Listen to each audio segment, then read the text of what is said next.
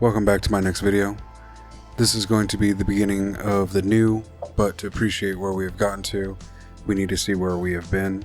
So here is my old computer, dusty and slow. Shows having Windows 8, which I did upgrade to Windows 10, which didn't seem to help anything. Some crappy Intel CPU, small hard drive, crappy insignificant memory. The one thing that this old one has that the new one doesn't, and something I took for granted, was the card reader. I didn't even realize it until I went to transfer footage and I didn't have one and had to go buy a USB one. This is also some type of space-saving tower, as everything is tiny on this guy. That's what she said. Since I am still using this periodically for our Etsy store, I decided to clean it while I had it out. I wouldn't mind trying to upgrade a few parts on it to give it a little pep, just not sure if it's possible or worthwhile. Maybe I'll look into it later. I keep meaning to clean up the hard drive of old software as well and hope that it'll help speed it up. But the damn thing is so slow every time I use it, I want to kill myself. So I spend as little time on it as I can. So I went ahead and opened it up to give it the cleaning that it needs. And the first thing you notice after opening it, besides the dust, is that it has an 80 plus bronze power supply. I didn't see that coming and was way more than I thought and was expecting from this cheap little tower. Inside you can see it's pretty dusty, but honestly it's a lot better than I thought it would be. Between 2 cats, 2 dogs, living in the desert, the fact that I've never cleaned it, and it was pretty close to the floor, this thing is pretty damn clean actually. So for my new build, I went Ryzen for a couple of reasons. The biggest and number one reason is being how cheap they are. I'm super cheap, so I was in as soon as I saw that. In the same vein, and reason number 2 is they are the best bang for the buck. And lastly, they were just easier to understand than Intel. Looking through Intel's boards and CPUs, it was exhausting to try to figure out what went with what. I'd be surprised if Intel even knows what to match up to make a complete computer. With AMD, it was just AM4 socket. Anything that says Ryzen will definitely work. Easy, so went with that. I purchased everything around Amazon Prime Day, but ended up making most of my purchases through Newegg, as their sale was better than Amazon's for computer parts. I did miss a few good deals though that I'm still kicking myself for, but overall I'm pretty happy.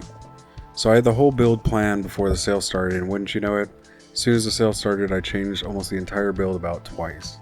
I bought multiples of a few things and ended up returning what I didn't end up needing.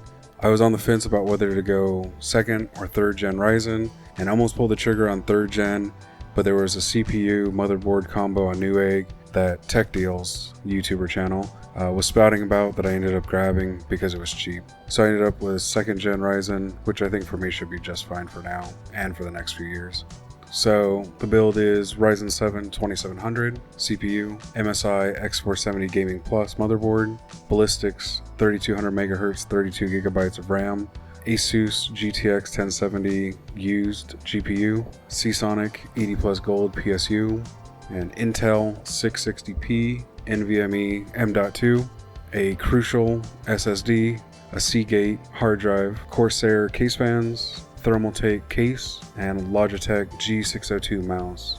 One of the things that got sent back, which was hard to return, was a new RTX 2070, but I realized even though it was on sale, it was putting me outside my budget. It was the main reason why I ended up redoing my entire build, was to be able to fit it in the budget. Because I bought it though, I did have to come up with a new case, so I got the best one I could find that was on sale. I also had to get fans, which I hadn't looked into at all since the original case I wanted came with 4 fans. For the replacement GPU of that 2070, I went pretty far from it. I went GTX instead of RTX, 1070 instead of 2070, and went used instead of new. I ended up picking up my 1070 off eBay to help me try to save on my budget. Another item that got returned was some RGB RAM. It was some of the only 32GB memory in the 16x2 configuration I could find on sale, but it was lower megahertz than I wanted, but ended up getting it anyways, so I had something. Before it even shipped, another non-RGB RAM set that was the right speed came back in stock, so I grabbed it up and sent the RGB back. Unfortunately, I don't think it really mattered. In my next video, which will be the benchmark video, I'll explain why that is. The last thing to get swapped out and returned was the PSU. Originally I got an RGB Thermaltake, but after reading the reviews there was no way in hell I was going to keep that thing. So I was looking frantically for a replacement, couldn't find one, but the keen eye of John's Films, another YouTuber, found one and I scooped it up. It's a Seasonic, and I went ahead and sent the Thermaltake back. I don't personally care about RGB or the aesthetics of the build, but the original parts I picked happened to just make a black and white build, which I was perfectly fine with. With the changes I had to make on the fly, it switched to an entirely red and black build, other than the glaringly white GPU, but red, white, and black isn't too bad either.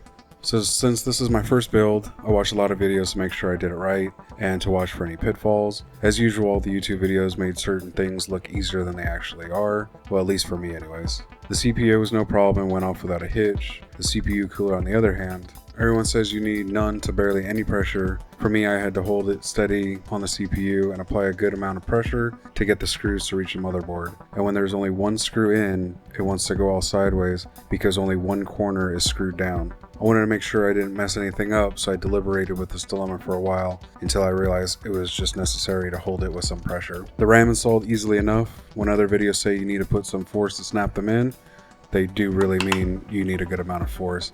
Obviously not breaking force, but it's harder than you would think it would be. The M.2 was pretty simple. The only thing to watch out for is putting the stick in at the correct angle before pushing it flat, but you'll be able to tell when it slides in enough and it's at the right angle. People always make a joke about the IO shield being the hardest part of a build, but there is a little bit of truth to that. The plate is barely thicker than aluminum foil and has little tabs on it that you don't want to bend, but you have to put some pressure on it to make sure it seats properly. I was scared I was going to bend it in half, but it wasn't horrible to get in. After that, I was able to put the motherboard in the case. The standoffs were already installed, so I just had to screw it in. After that was done, it was time to install the PSU and start the cable management. I decided to plan and start to route the cables while building instead of figuring it out after. Just seemed the simpler solution to me. I mounted the hard drives to the back of the case to keep it a cleaner looking install. With those in, I went to work finishing the cable management. With the cable management done, I think it looks halfway decent for my first time. I went ahead and installed the GPU. Here's the finished product. I'm pretty happy with it for a first build. Let me know what you think and what you might have done differently. Come back again for starting up the computer for the first time and rerunning the benchmarks compared to the old computer. As always, thanks for watching.